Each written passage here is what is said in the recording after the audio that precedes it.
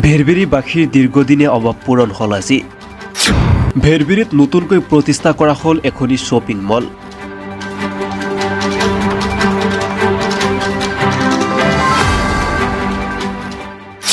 অতি মানদণ্ডৰ কাপোৰৰ শ্বপিং মলখনিত ৰাইজৰ ব্যাপক ভিৰ।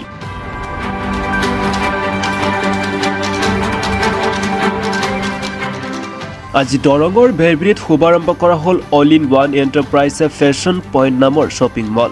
একেবাৰে ভিতৰুৱা অঞ্চলত এনে এখন শ্বপিং মল পাই গাঁওবাসীৰ দীৰ্ঘদিনীয়া অভাৱ পূৰণ হ'ল বুলি মন্তব্য প্ৰকাশ কৰে সাধাৰণ ৰাইজে। শ্বপিং মলখনিত শুভাৰম্ভ হোৱাৰ পিছৰ পৰাই গ্ৰাহকৰ ব্যাপক ভিৰ দেখা পৰিলক্ষিত হৈছে।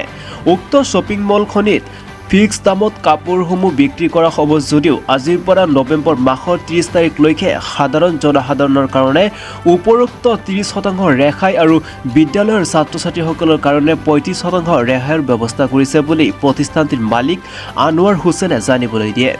লগতে এতিয়া আৰু কাপোৰ কিনিবলৈ নগৰ বা মহানগৰত যাব নালাগে, কিয়নো অল ইন ওৱান এণ্টাৰপ্ৰাইজে ফেশ্বন পইণ্টত পাব অতি মানদণ্ডৰ ভাল কাপোৰ। লগতে ট্ৰায়েল ৰুমৰো ব্যৱস্থা কৰা আছে।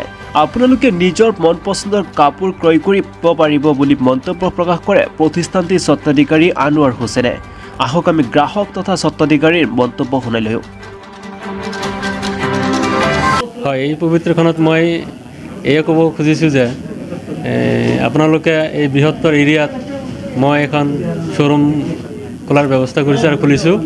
গতিকে ইয়াত up to 30% ডিছকাউণ্ট আছে আৰু স্কুলৰ ছাত্ৰ ছাত্ৰীৰ কাৰণে ওপৰঞ্চি আৰু 5% এড কৰি 35% ডিছকাউণ্ট দিয়া হৈছে। কিমান দিনৰ এই শতাংশ ৰেহাইৰ ব্যৱস্থা কৰিছে? এইটো আমাৰ এই নৱেম্বৰ মাহৰ 30 তাৰিখলৈকে থাকিব এই অফাৰ। গতিকে আপোনালোকে আহক আৰু আপোনালোকে সকলোৱে ইয়াৰ লাভালাভ উঠাওক। হয়, আমাৰ ইয়াতে স্পাৰ্কিৰ ব্ৰেণ্ডেড মাল পাব, কেফে এক্স আছে আৰু আমেৰিকান হিটৰ কাপোৰ আছে আৰু তাৰ লগতে আমাৰ বেল্টবিলাক উডলেণ্ডৰ অৰিজিনেল ব্ৰেণ্ড বেল্ট আছে আৰু আঁতৰৰ ভিতৰত আমাৰ এলকহল ফ্ৰী, সম্পূৰ্ণ এলকহল ফ্ৰী আছে। গতিকে এইবিলাক চবতে আমি অফাৰ লগাই লাভৰ প্ৰতি চিন্তা নকৰি আমি আৰম্ভণিতে কাষ্টমাৰৰ লগত চিনাকি হোৱাৰ এটা পৰ্ব ৰাখিছোঁ। গতিকে নৱেম্বৰ মাহটো আমাৰ সম্পূৰ্ণ আমাৰ লাভৰ ইমান হেৰি কৰা নাই। লাইকে শ্বপিং মল এইটো আপোনাৰ একদম সম্পূৰ্ণ ERP বিলিং ছিষ্টেমত চলি আছে। যেনেদৰে এই বিশাল, ভি-মাৰ্ট, ট্ৰেণ্ড যিবোৰ ছফ্টৱেৰত চলে, আমাৰ এই দোকানখনো ছেম সেইটো ছফ্টৱেৰতে চলি আছে। আৰু ইয়াত আপোনালোকে বিলিং প্ৰিণ্টাৰতো ল'ব, লগে আৰু আপোনালোকে হোৱাটছএপতো ইয়াৰ বিল অট'মেটিকলি আপোনালোকৰ ডিজিটেলি গুচি যাব। বহুত ভাল লাগিছে। আমি বহুত দূৰৰ পৰা আহিছোঁ এইটো শুনি যে ইমান ভিতৰুৱা গাঁও এটাত ইমান ডাঙৰ এটা হেৰি কৰাটো বহুত এটা ডাঙৰ কথা। তো আহি ভাল লাগিছে। মই কালেকশ্যনবিলাক চাইছোঁ, কালেকশ্যনবিলাকো বহুত ধুনীয়া। কাপোৰবিলাক চাইছোঁ মই আৰু বহুত কিবা কিবি সামগ্ৰী ৰখা আছে, চব চাইছোঁ আৰু প্ৰাইচবিলাকো ধুনীয়া মিলি গৈছে। মানে আমি যিবিলাক বস্তু কিনিবৰ কাৰণে আমাৰ বহুত দূৰত যাব লাগে, খাৰুপেটীয়া মঙলদৈ যাব লাগে, তো সেইখিনি বস্তু আমি ইয়াতে পাই গৈছোঁ। তো সেইকাৰণে বহুত প্ৰাউড নিজৰ কৰিছোঁ। কৰিছোঁ আমি। আজি অলপ আগতে আমাৰ অল ইন ওৱান নামৰ যি প্ৰতিষ্ঠানটো অলৰেডি শুভাৰম্ভ হৈ গ'ল। এইটো মোৰ ভাইটি, সৰু ভাইটি আনোৱাৰ হুছেইন, ইয়াৰ স্বত্বাধিকাৰী, মোৰে ভাইটি। আজি আমাৰ এই বৃহত্তৰ পিছপৰা, অতিকৈ পিছপৰা এখন অঞ্চলত এনেকুৱা এটা প্ৰতিষ্ঠান আৰম্ভণি কৰা বা চিন্তা চৰ্চা কৰা খুবই এটা মানে বিস্ময়কৰ বিষয়। তথাপিও আমি যিখিনি চেষ্টা কৰিছোঁ বা প্ৰয়াস কৰিছোঁ যে আমি এই অঞ্চলৰ ৰাইজৰ অৰ্থে আমি ব্ৰেণ্ডেড মালসমূহ, ব্ৰেণ্ডেড আমাৰ সামগ্ৰীসমূহ আমি ইয়াত যোগান ধৰাৰ এটা প্ৰয়াস কৰিছোঁ। হয়, আজি মই নিজকে বহুত গৌৰৱ অনুভৱ কৰিছোঁ। আমাৰ এই এৰিয়াৰ ভিতৰৰ অঞ্চল, এই অঞ্চলৰ ভিতৰত মানে অল ইন ওৱান বুলি যি এটা মানে অত্যাধুনিক ব্ৰেণ্ডেড কোম্পানীৰ পোচাকৰ যি শ্ব'ৰুম উদ্বোধন কৰিলোঁ আজি, তাকে মই বিৰাট আনন্দিত আছোঁ, খুবেই আনন্দিত আজি দিন। মই বিশেষকৈ এই অঞ্চলৰ ৰাইজক অনুৰোধ জনাওঁ, তেখেতসকলে কম দামতে ব্ৰেণ্ডেড কোম্পানীৰ ভাল পোচাক পাতি এইটো অনুষ্ঠান পাব। গতিকে সকলো ৰাইজলৈ অনুৰোধ জনাইছোঁ তেখেতসকলে আহি যাতে ইয়াতে মাল বস্তু ক্ৰয় কৰে।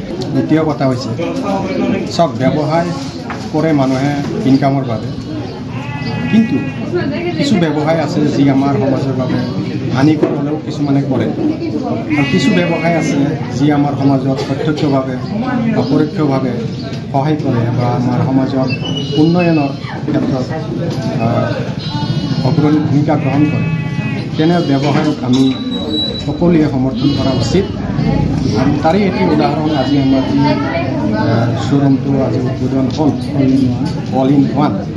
এই অনুষ্ঠানটিও তাৰে এটি উদাহৰণ হিচাপে আমি ল'ব পাৰোঁ, কাৰণ এনে এটা ব্যৱসায় প্ৰতিষ্ঠান ইয়াত প্ৰতিষ্ঠা কৰা সাহসৰ প্ৰয়োজন আছে বা ভাল মনৰ প্ৰয়োজন এটা আছিলে।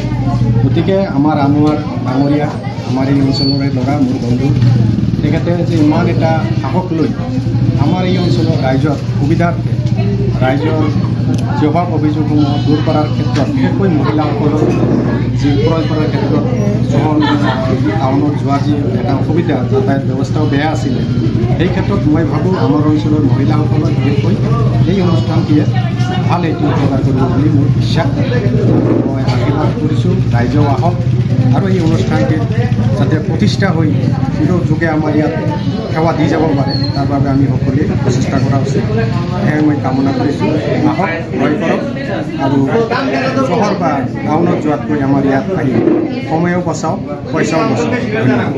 এইটো আমাৰ ভাল লাগিছে। আমাৰ এইটো অঞ্চলত এইটো বস্তু আছিল নে, এতিয়া নাগিয়া বস্তুটো যে আমাৰ হৈছে ইয়াতে বহুত ভাল লাগিছে।